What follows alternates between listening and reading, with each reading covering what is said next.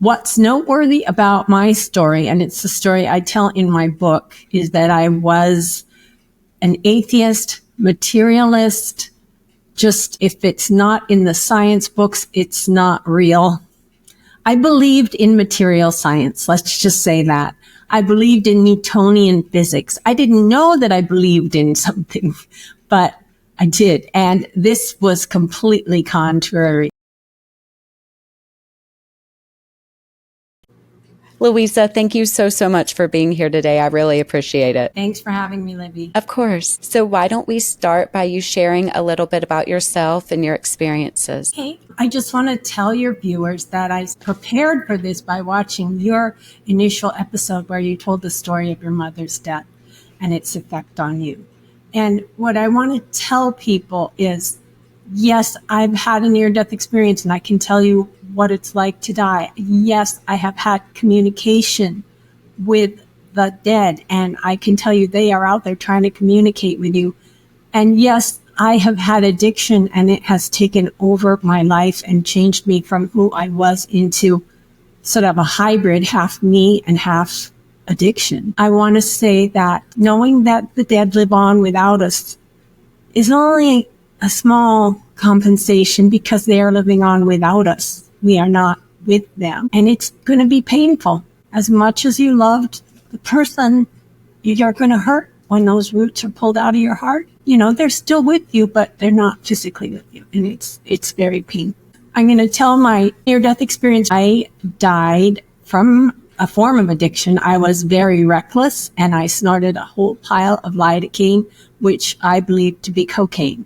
It was not at all cocaine. It was lidocaine, so it stopped my heart. So I had a grand mal seizure and then a cardiac arrest, and my heart didn't beat for over 3 minutes while the bartender, because this had happened at a nightclub, was doing CPR on me the whole time trying to bring me back. While people on this plane saw me having a horrible grand mal seizure, beating myself all around, and then turning blue and dying. And it just, I'm sure, looked horrible to them.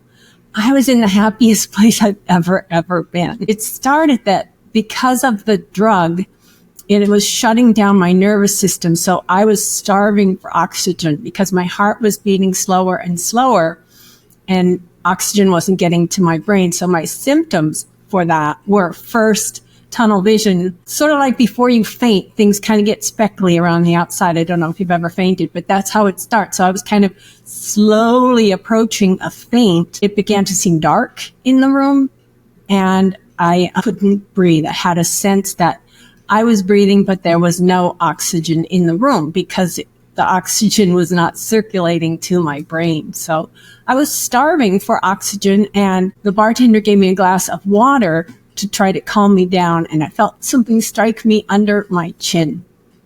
And I had a quick thought, you know, like, oh, did I collapse and hit my chin on the bar? Because that was an impact. But instead I went shooting up in the air as if I was fired out of a cannon. And I had a sense of leaving my life behind. And this is when I was 22 and I had finished college, and I am a child of alcoholics and I was not given the things I needed to feel okay. So I had gone all this time trying to feel okay by filling that hole with vanity, filling that hole with sort of collecting friends rather than loving friends. And part of it was going to New York City to be cool. And I had a sense that I wasn't doing it right. I had a sense that this life thing, I'm really trying all the tricks I know, but I don't think I'm doing it right. And so when I left it behind, I kind of felt this relief. Like, oh, okay, that's over with, because that was fiasco. And I was shooting up over the ocean in a clear blue sky, and I did a backbend dive into the ocean, and I got to the shore, and I saw a house up on a mesa that I knew had to do with me. So right away, I was at the base of the mesa, and I wanted to get to it, but all the rocks in front of me were covered with this really gross, yucky slime, which was my gross, yucky slime. It was the sort of unkind, unloving, ungrateful parts of me that I had developed, the character defects that I had developed to cope with life. I needed to climb beyond them. So each of the elements I was passing through, air, water, land. And then when I got to the house, I was just this far from the door sill and I had no more body. I had somehow left that behind as I climbed, and I could see the wood really, really clearly. So there are elements in Chinese mythology, you know, the air, water, wood. I don't think that soil, earth is one of theirs, but we're missing fire. And so in the house, I could sense all my ancestors so excited to greet me, so excited that I was crossing. I couldn't see them or hear them. I could see the house. And I was so close to the wood that I could see it was worn to kind of like this powdery texture of worn wood, because thousands of us had passed through that doorway. It was a way station to get to the other side. All of this, I'm going to switch to my woo-woo talking now, that I've learned as a near-death experiencer, is my vibration climbing to get to the point where I can reach the light. And so I felt that there was supposed to be a chair in the middle of the room there facing the beautiful view of the ocean, and that all my ancestors had got a turn sitting in that chair and just admiring the beauty. And I was like, how come a chair's not there? I want to see. And as soon as I said, I want to see, something grabbed me by my sternum. Even though I didn't have a body, I could feel where my sternum was and started to move me. This was not my deciding to move. This was something pulling me. And it had that wonderful sensation of like, if you've been waiting forever for a ride to start, or you know, Ferris wheel or something, finally it starts going and you're like, oh boy. I had that feeling like, oh boy, what's happening? I didn't even know. Went up over the windowsill and then out, and then I flew across the path of light that the sun was making. Well, I should say that the sun was setting and it was so beautiful. And I had a kind of skeptical thought from back there in my life. And I thought, wait a second, this just seems a little too perfect. And I thought, am I dreaming? Because people fly in dreams. Or is this real? As soon as I thought that, a voice answered me. I heard the voice, but not in sound. I felt the voice, but not in vibration. It was just in me, this intoning of this message, which is more real than anything back there. And at that time, I knew the voice was right. I was very surprised for someone to answer, because you just don't expect that. But I also knew it was right. And I also knew that by believing in everything back there, I felt I had been kind of foolish, and that this was the real deal. So I flew closer and closer to the sun. I wondered if I was going to vaporize when I hit it, but I passed through this kind of filament, and I knew I was inside the center of the sun. So that's fire. And it was the light, and the love was everywhere. I'm sure you've had other ND ears trying to describe the love. First thing I felt about it was the warmth, that it was this wonderful warmth that was kind of like in me, through me. But then I realized the warmth was love. And I could feel the love with so much intensity. And it was everything I had ever wanted and more. Everything I had performed tricks for, tried to be smart for, tried to be cute for, tried to, just this constant tap dancing in my physical life to earn little crumbs of love. And here I was just inundated with love. And I perceived that there was some figure holding me like a baby, holding me like an infant, and just pouring love into me. I thought of it as a parent. At that time, I did not know a gender. It was the same one who had said, more real than anything back there. So I just wanted to hang out there forever. I kind of dissolved into that love. I lost a consciousness of me versus the parent. I just was love. And then all of a sudden the parent goes, you can't stay. You're not done yet. And neither of those things meant anything to me, because I hadn't thought about that I had gone somewhere and not done with what? Like, I didn't understand at all, but it went to blackness. This is when my vibration was dropping. I felt a sense of falling, and I felt a sense of rage, because I'm in that state where I'm in pure light and bliss, and I'm going to re-enter this body, I need my anger back. I need my fear back to stay in the body. So it's almost like I feel like I passed through a membrane into this body that made me feel extreme rage. I wanted to kick the parent in the shins. I was going to throw a temper tantrum, prove to them that they couldn't send me back or kick me out or whatever they were doing. But then the dropping was fearful. That was a teeny, teeny taste of hell. And then I was in this other environment where there were white chalk figures on the blackboard, and they were doing these various tricks and saying these various silly things, but turned out to be one of them kind of came in and blocked my view of the others. And it was the bartender. And he was saying, how many fingers? What is your name? Because I had come back into my body. What's noteworthy about my story, and it's the story I tell in my book, is that I was an atheist, materialist. Just if it's not in the science books, it's not real. I believed in material science. Let's just say that. I believed in Newtonian physics. I didn't know that I believed in something, but I did. And this was completely contrary. The next morning, I remember waking up. I didn't go to the hospital because I refused to get in, to wait for the ambulance even, because I didn't want my parents to know. I thought I had done cocaine and had some kind of heart attack from that. It would be a while before I learned from former drug dealers in AA that it was common to cut cocaine with lidocaine in the 80s, but that someone must have sold me pure lidocaine because there was absolutely no high from it at all. But I still thought it had just been really crappy coke at that time. I had bruises all over the back of my head. I had bruises all over the backs of my arms. I knew I had flailed around and crashed my head on the ground a million times, but the sorest thing was my ribcage from the CPR. But I had reached this moment of truth, like, you went to the other side, but there is no other side. That voice was a spirit, but there are no spirits. You were in a heavenly place, but there is no heaven.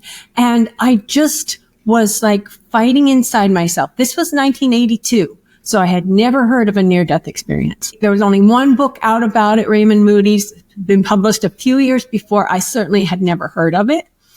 The only connection I had was church, was religion, was basically, Christianity. And I was just not having it. I was a party girl. I was wild. I like to think, although I think every 20-something does, that I was nihilistic as long as I was comfortable and happy. But I was beginning to develop this kind of, screw everything, life is pointless perspective, and I could not see myself going to church. So it seemed to me that if I acknowledged God and I acknowledged the other side, I would have to go to church. And so I just said, got to be some way I can explain this away.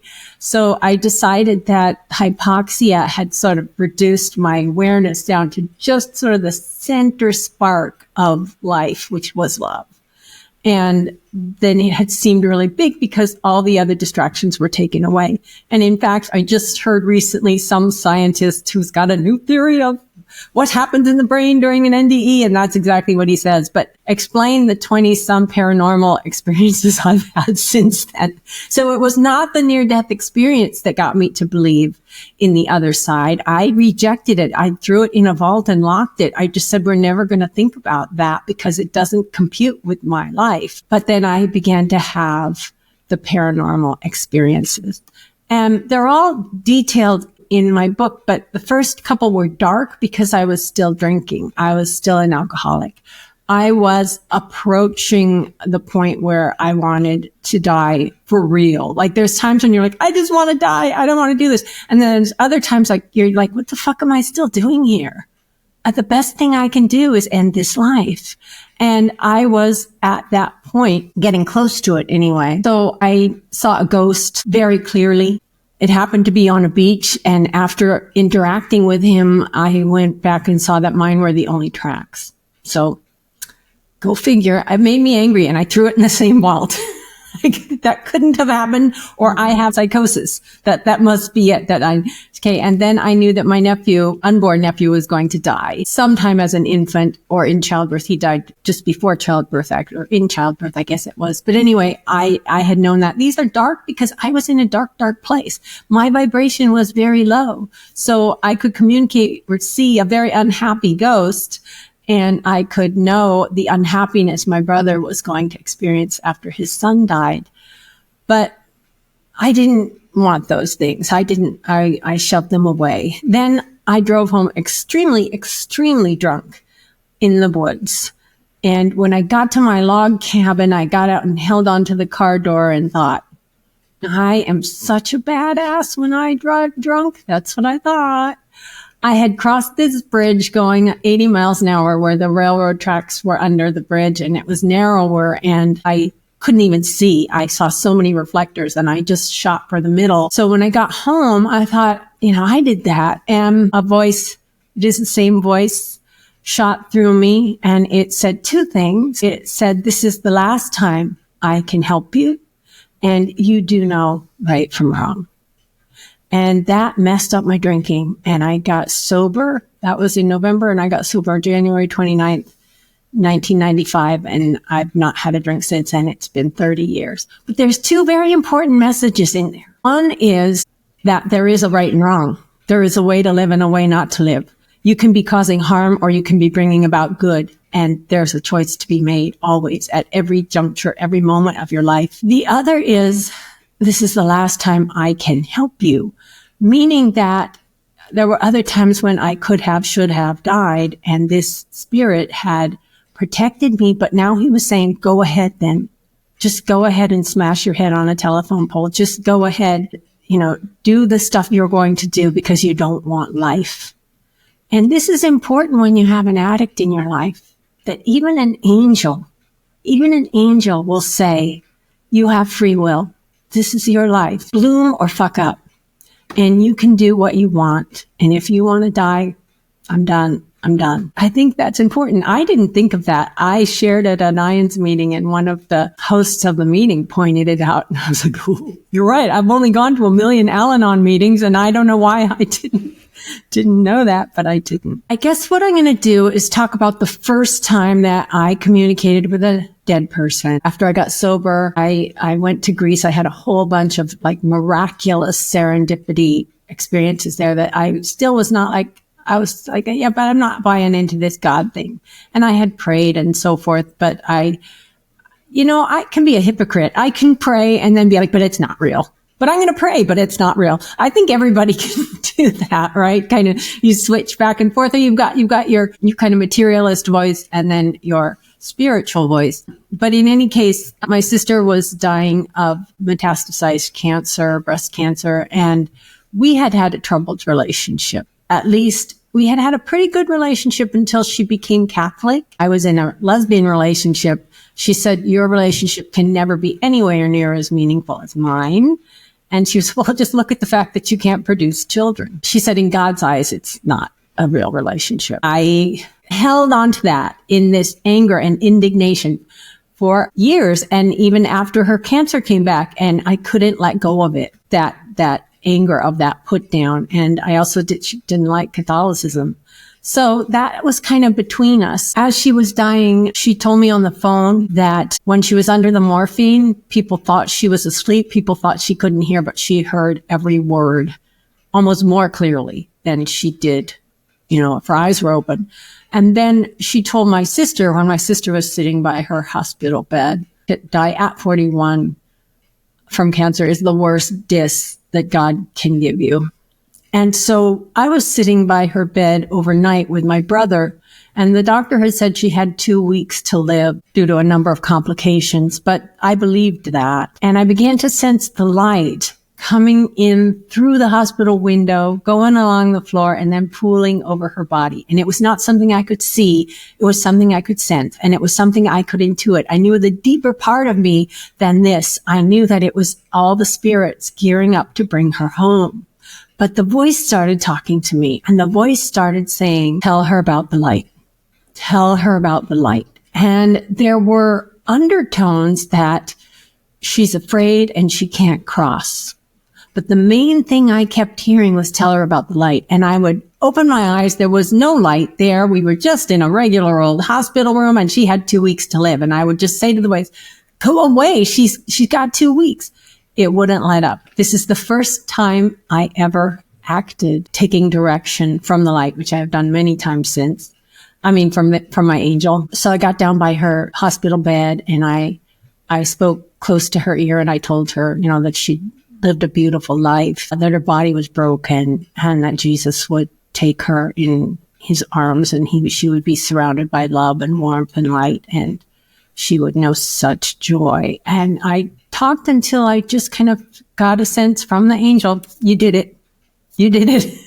So I went and sat back down, and then 20 minutes later, she hemorrhaged violently. Blood came out her nose, and I forgot all about the voice. I forgot all about everything. And I just started running around the hospital at 5 a.m, screaming, help us, help us, help us. Finally got a nurse, finally got a doctor who put a stethoscope on her and said, her heart's still beating, but it'll stop when it runs out of oxygen. So I just felt like I want to strangle that little doctor. My sister's dying. And then all of a sudden she filled me with the light. And I could sense her. I had never heard of this, but I could sense her hovering in the hospital room just below the ceiling. And if you think of the person you love, think of what it's like to be with them when they love you and you love them. Think of that energy. It's got a particular spiritual flavor, or it's got a particular, nuance to it. And I felt inundated with Adeline love. I could feel her love specifically. And she was actually communicating to me, I'm wonderful, I'm fine, I'm fabulous, and filled me with that feeling. And so I went from rage to having this huge problem of wanting to show joy on my face when everybody else was horrified. Her body was right there, but to me, it was just like a shell was there. And she was this energy of love and light and communication. And she told me to go tell her son words that she was going to tell me when I got to him, her youngest son, who was 2. So I did that. Even so, I had to write letters to her for a year after she died, because there was just so much to sort out. And I found that if I wrote to her every day and told her about my day and told her about my questions and so on, that I seemed to get answers from her. And we worked out that we did love each other. And it's funny too, because I was I have the letter, and it goes along, and then it just says, you say I should have a baby. What does that have to do with anything?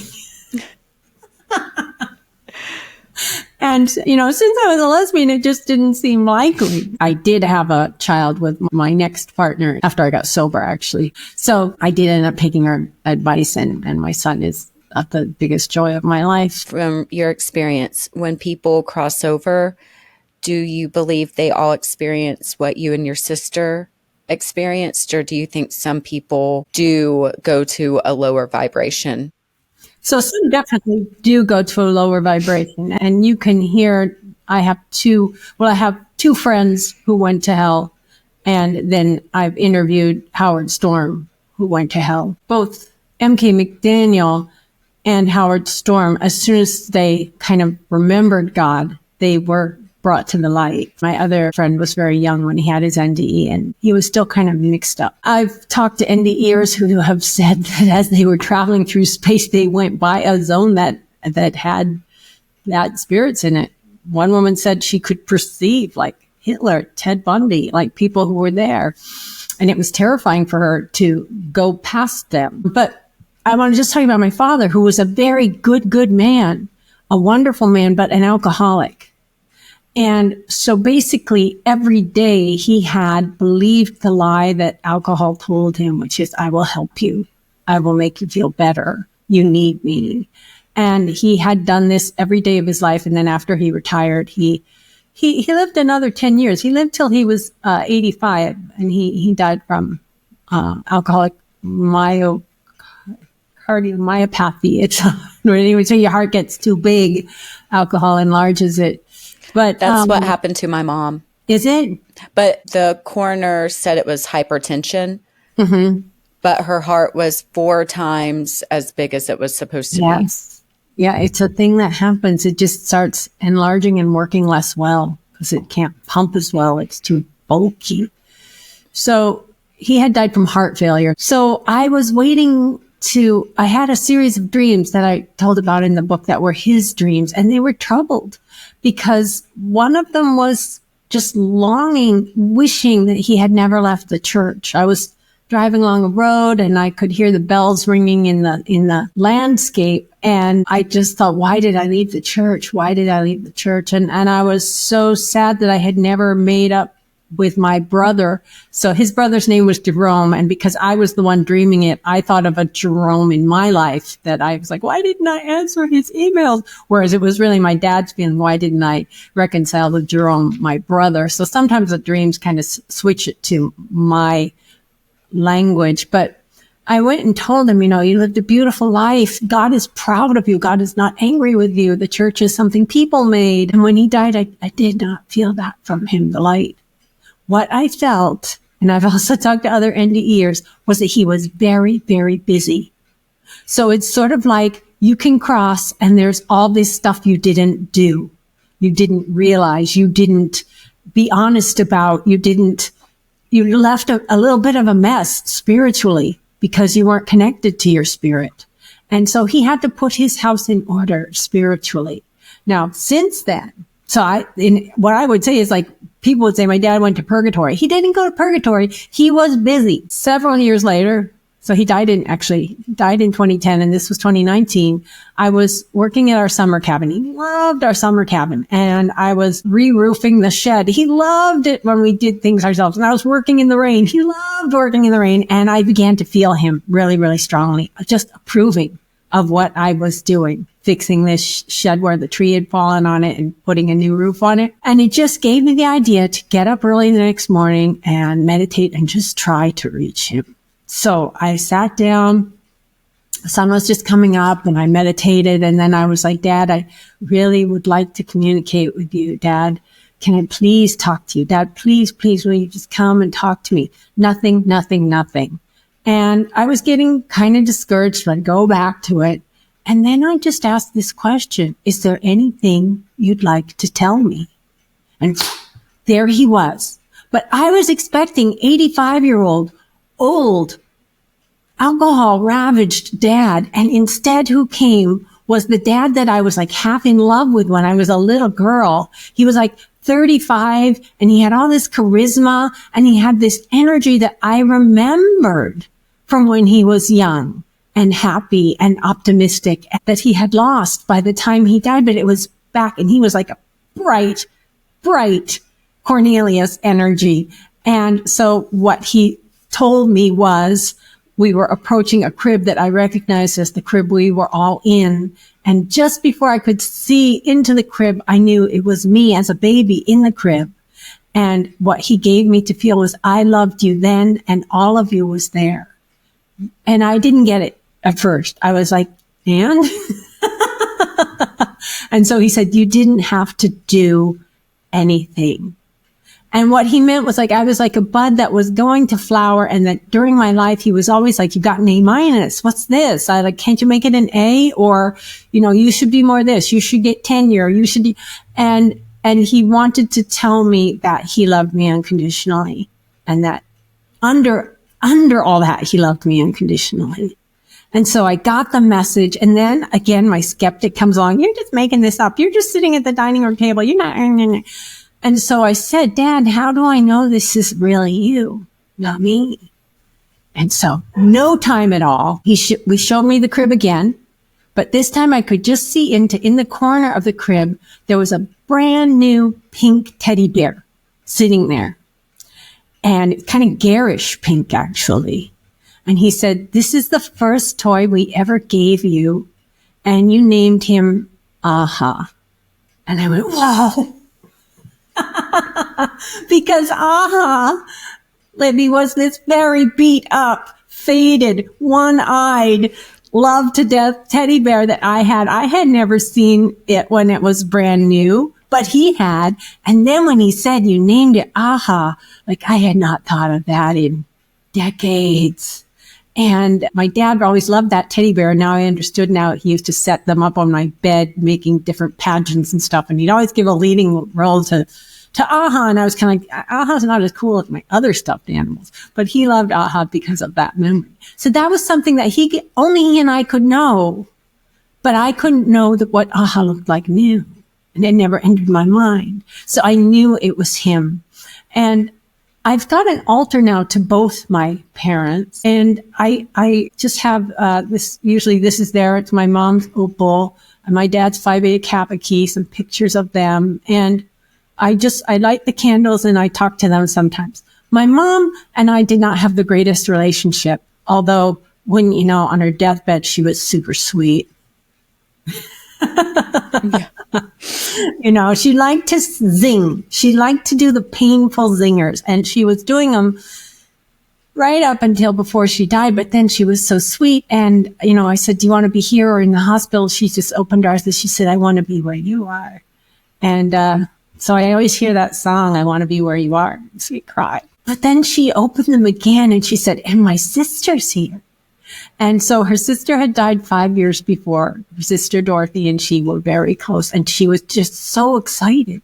And then she kept having this kind of grunted conversation, gesticulating. Her eyes were closed and she'd gesticulate. And my son said she'd look up at this certain part near the air conditioner, and we knew she was talking to Dorothy. And when she did go to hospice, the lead hospice guy said she looks pretty content to me, because this other nurse who wanted her out of the assisted living place had said she was in terror and she needed sedatives. So my sister thought she was in terror. I asked the guy, he said, she looks happy. And then I said, she said she's with her sister. And he said, oh, then she's going to be great.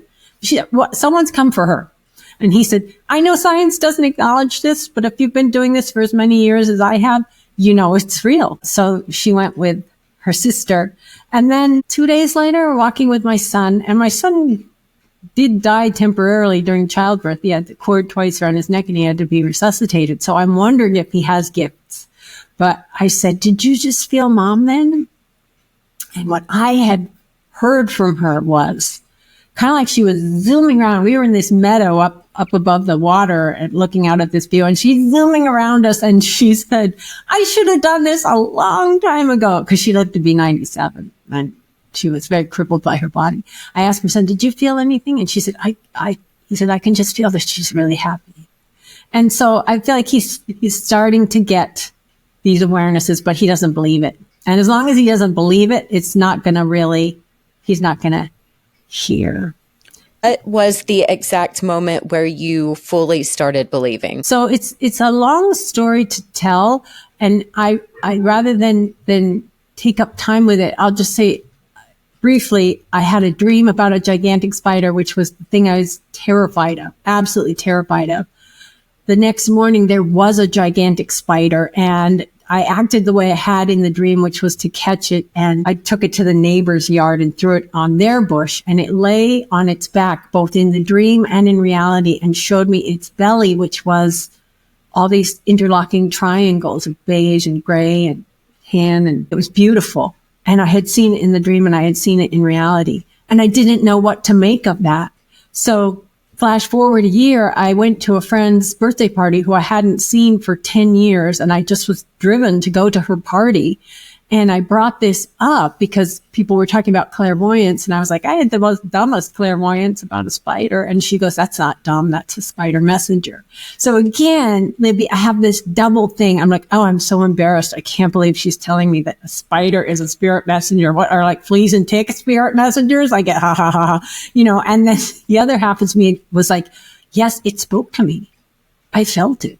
Say, I'm here for you. So you've got both going on anyway. She reads to me from a book and she says, the spider comes to tell you when one thread of your life is going to be cut and a new one is going to begin. And so I didn't know it, but the dream and the spider happened right at the moment when my partner betrayed me with someone else that she eventually left me for. I wouldn't know that for a while. But then when I got home and I Googled it, it said, are you a writer who's not writing? Are you letting someone else steal all your energy? And that partner had stolen all my energy and I had stopped writing.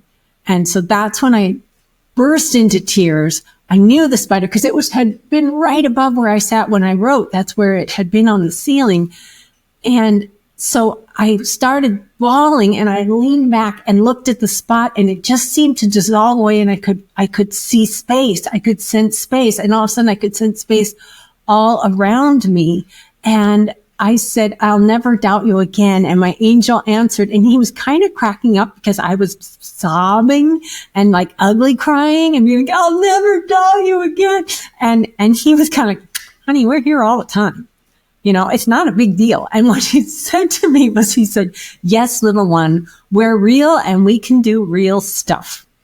That's what he said. And so at that point, I vowed, though I was still closeted, because I was not going to tell anybody else. I was going to take all this to my grave. But I knew that I would never let my cynic get the upper hand again, that I would always know, no matter what, that these things were real. But I'd love to tell you about my ex-boyfriend because it really brings together. So I talk about him a little bit in the book, but a lot of this has happened since I published the book, so it's not in there. I was madly in love with him, and I have infatuation addiction as well. So there was a lot of infatuation mixed into that. It was not a good relationship, but I was crazy about him. Then he relapsed. We were both sober. He relapsed and he started drinking secretly. And when we would do things together and he couldn't drink, he would get really nasty. And I had not put two and two together that he was dying for a drink. He lived in a beautiful Whidbey Island. It's a beautiful place. And I would go to his beautiful place to spend weekends with him. The weekends I didn't have my son. So anyway, I left him, and then I saw a very bad Al-Anon sponsor who convinced me that I had been demanding he do everything on my terms. And so I went back to him. And all the time that I was back with him, he was drinking and he was cheating on me. And my angel was trying to tell me, but I was just like, no. Because addiction can block out spiritual voices. It's sort of like the addiction is very loud and clear in your brain. Like, I want this man. And the spiritual voice is more this kind of nuanced, right, wrong, you're lying to yourself. So eventually, angel yelled at me again the way it had when it said, it's the last time I can help you and you do know right from wrong. And it said, everything here is lies and corruption. And I was just like, like, where did that come from? And I opened a drawer to get some Scotch tape, and there were all his old iPhones. And it said, take the last one. So I took the one that I knew was last. I didn't know his code to open it, but I got his iPad code that day because we were going to go see a movie. When I got home after the weekend, I put the iPad code into the iPhone and it did nothing. And my angel said, take the outer two digits and swap them. And I did, and it opened the phone. So he wanted me to see all of these messages with other women so that I would be free. I even felt something like fly open when I saw them, even though I was shocked and horrified. So I left him. He continued on that path of sex addiction and alcoholism. And it was really after he retired. He was still pretty healthy through the pandemic, through 2021. And then he retired and he had no reason not to drink. So he just started going down the drain. And I got a call from his sister saying, help. We had coffee with him. He was rail thin. He was shaking so bad he could not drink his coffee. Can you get him back into AA? And I was like, I can't get him back in, but I'll call him. So I called him and I said, sweetheart, you're dying. And he basically said, everybody has to die. And I said, but to die before you're 60 is a waste of life for me. And he went into treatment eventually. I got to go see him in treatment. He was a little less skinny, but he was certainly not the man he had been when I was with him. And he had on moccasins that I'd given him. I still have the tassels from those moccasins. And he said, I'm going to make amends to you. I'm going to do it right. And he had all this AA stuff with him. And he was like, I'm going to do it right. There were more exchanges. The last one he sent to me, it was a text. It was all bungled and it said, I can't find a higher power. And I felt so guilty for some time because I was in an AA meeting when I got that. He said, can I call you? And I said, no. And it's things you have to live with, right? But I know even if I had called him, even if I had begged him, even if I had gone to his door and said, please, please, please, he had relapsed again just by a chance thing that he'd gone into a gas station and the guy in front of him got Budweiser with tomato juice. And he thought, if I have that, I'll be fine. And it just started the whole process again. So he was drunk all the time after that. And one day I just got a text from his daughter and she said, alcoholism won. My daddy's dead. And I was terrified and shocked. And right away I tried to reach him and I couldn't. And what had happened was he developed an ulcer and he had fainted from the blood loss and then just bled to death on his 60th birthday. He waited till he was 60 alone in his house. And so I was trying to reach him. Then I was at that same island where I had heard from my dad. And I was running with my headphones on. And a song came on, Gloria Gaynor, I Will Survive. And that's a song from me surviving my relationship with the partner who left me that the spider told me about. So I was like, oh yeah, this song is about how I survived after she left. And then all of a sudden there's Gerard and he's like, his energy and everything. And he's all in a tizzy. He's going, no, it's me. It's me. And he's going, I survived death. I'm still here. And I was like, oh yeah, honey, calm down. I hear you. I know. And I had to think to him what I had heard from the coroner, because even though he was on the other side, had just seen his body on the ground and he was above it and he did not know he wanted to get back into it. He wanted to, he did not understand what was happening. So I thought all this to him. So the Gloria Gaynor song ended, and the next one that came on was Share If I Could Turn Back Time. And I'm not the only one who has experienced this, but a spirit can use a song to say what they want to say. And so he's saying, I don't know why I did the things I did, and you'd love me like you used to do. And I was crying while I ran. I said, honey, I do love you. I still love you. I understand, because I was an ugly, horrible person when I was drinking, and I lied to people and I cheated on people and I did terrible things because I was addiction's puppet. It was making all my choices for me. So then that song ended and the next song came on and it was Blondie, Dreamin' Is Free. And so I'm running and I'm going, is this just a song or is he still saying stuff? Like, I'm not sure. But then there he is again. And he says, sweetheart, I want to come to you in your dreams, but I need your permission. And I never thought of that, never heard of that. But I said, yes, you can come to me in my dreams. And then he was gone. 2 weeks I dreamed about him. 2 weeks solid. And there were all these different symbolisms in him. But the one that struck me most was that because he was on the spectrum, he was very good at electronics and he was terrible with people. And in the dreams, I had much more education than him, and he had just an AA degree and he was self-built the rest of it. So in the dreams, he was more educated and I was trying to kind of look at some papers of his and he was like, you wouldn't understand those. And then he had all these cool friends and they were looking at me and kind of going, who's that boring white lady you hang out with? And that's how he felt around my friends. And he gave me all those feelings. And so he was saying it wasn't always easy for me. And then he sent me songs since then. I've done this great big move into this gorgeous house, but I don't know anyone here and it's hard. And I said, I wake up in the morning, sweetheart, with this feeling that I'm just not enough. And can you help me with that? Can you help me with that? So the next time I got in the car, I turned on this funky station that is his station. And it played a song, You Say, where the first line says, I have voices in my head telling me I'm not enough. And it's a Christian song that passed into the popular domain for just a little while. And so it was basically voice of God saying, that God loves you and so on. And it gave me huge comfort. But this is about addiction. More recently, quite recently, I went through a phase of feeling like I wish I had gone to his door. I wish I had pounded on it. I wish I had said, we're going back to rehab and, done things to save him.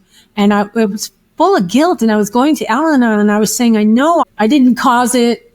I can't control it. I can't cure it. There's the 3 C's, but I'm still feeling all this guilt. And so I got in my car again. I said, honey, can you send me a song? So I turned on the station. That's his station. And it was Too Sweet. You're too sweet for me. And there's a line in there that goes, I drink my whiskey neat. I go to bed at 3. And he was saying, honey, I chose to live that way. I couldn't live your way of always doing the right thing, taking care of yourself. So I've got to tell one more story about him.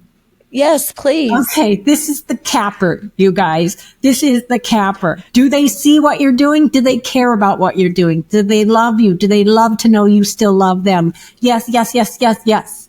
So his daughter gave me about half of his ashes. We scattered some at a beautiful place on Whidbey Island, and I was supposed to take this other half up to, he had always said, if something happens to me, take my ashes to the top of Three Fingers Peak and throw it off the cliff. So Three Fingers Peak, there we got some big mountains in Washington State, and this one is, the road was washed out, and the last, I would say 150 to 200 feet is climbed on these old wooden ladders, and nobody's been there for forever, so nobody really knows what shape the ladders are in. You can Google Three Fingers Lookout and see.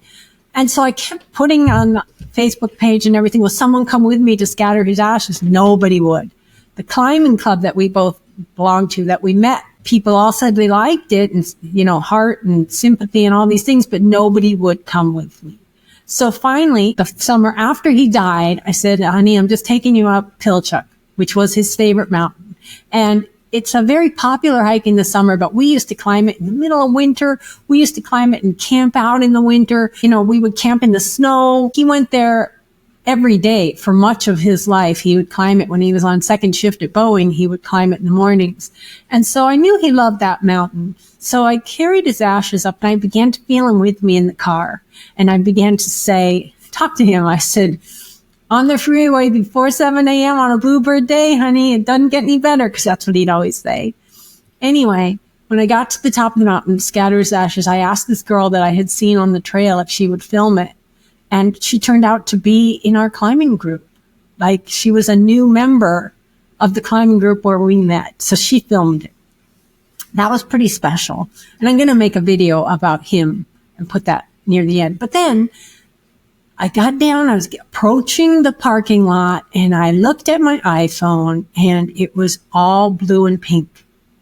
The only colors on the screen were blue and pink. So I had translated my home screen or whatever to all blue and pink. I thought, what the hell did I do to my phone? Oh my God. Did I accidentally hit settings? What did I do? So I go to settings to see if there's a blue and pink setting. No, there's not. So I restart the phone.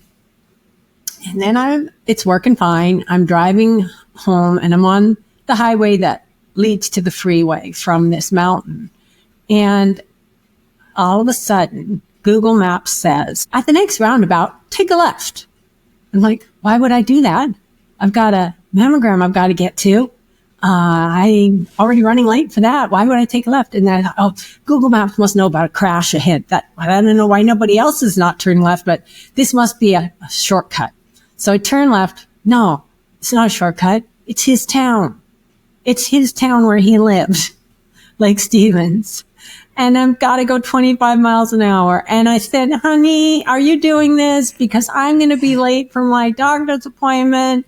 And I look, and now it's telling me, go along the lake, drive along the lake. I'm like, okay, this is not what Google Maps would tell me to do if I have put in Seattle Swedish Hospital. This is not what it would the route it would recommend. So you are fucking with my phone. And I said, honey, I love you, but I'm glad you're happy, but I gotta get to this appointment.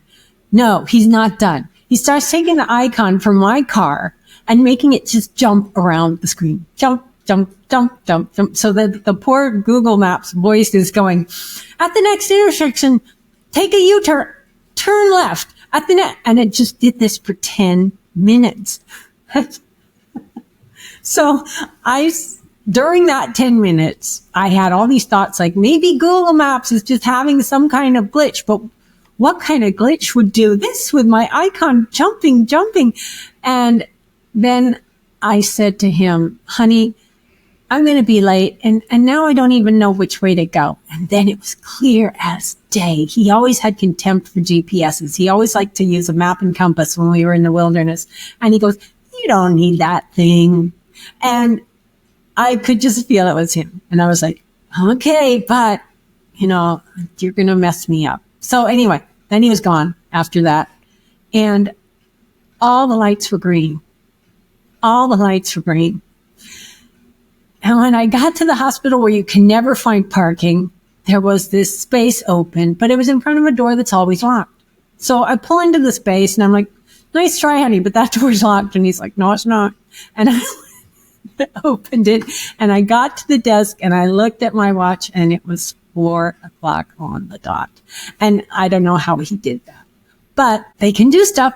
We're real and we can do stuff. I love that. I think that's such a fun story. I think that everybody needs a little help to understand alcoholism because it's such a weird thing. And Al-Anon has helped me a lot to understand. And also adult children of alcoholics has helped me to understand and be able, if somebody has the flu, we don't go around saying, well, yeah, I like Mary, but she's always puking and having accidents. But with alcoholism, we say, why is this person doing this? Why is this person doing that? It's the illness. It's not them. And I also think I need to say that until I hit bottom, I got to this point where I said I can drink a gallon of vodka and die. That would be a good way to go. Or I could call AA. And I, number one, knew that I couldn't call AA after I drank the gallon of vodka. And number two, it happened to be a Sunday, and this was in Thurston County, and I couldn't get the booze. But I had to reach that point where the road forked, death or AA, and that's the only way that I would do that, would go. I'm just lucky that I haven't relapsed since. Or not lucky. I guess I should say I'm super lucky that I had a near-death experience and that I can hear my angel. Yes, I agree. So what advice do you have for anyone that is early in their grief journey or recently lost someone? I think you just have to feel the feelings, and you have to realize that when you're feeling the feelings, it's not a waste of time. There's that great thing. What's the woman's name? Steffi someone. She said that grief travels through families until someone is willing to feel it. And a lot of the grief that you're feeling is loss, but it's also the grief for things that were handed down to that person, that were handed down to them before. You're feeling sort of the collective momentum of grief if it's in your family. If it's a loved one outside your family, it's just, or a pet, you're honoring them when you grieve. And I would encourage people to make an altar and honor that way as well. But also remember, your loved ones want you to flourish. They want you to use your gifts. They want you to take whatever, it's like you're taking your grief and you're making it into this beautiful thing. And I am sure also that as you go on in your career, it's going to enrich your characters, and so you want to, make the lemonade out of the lemons, but you just want to transmute your pain into the motivation to do good, because that's what they ultimately want to see you do. If you can't get out of grief, you're no longer honoring them. There comes a point when you are just languishing, and it pains them to see you languishing. You have several books. I do. All right, I'm going to give people a little tour. Okay, this is my whole addiction story, and it's a long-ass book, and it starts with when I'm a little kid, and it ends when I got cancer in 2013, and it's a long, long, long book. So one woman in an AA meeting literally said to me, I don't want to read your whole story. I just want to hear the weird stuff.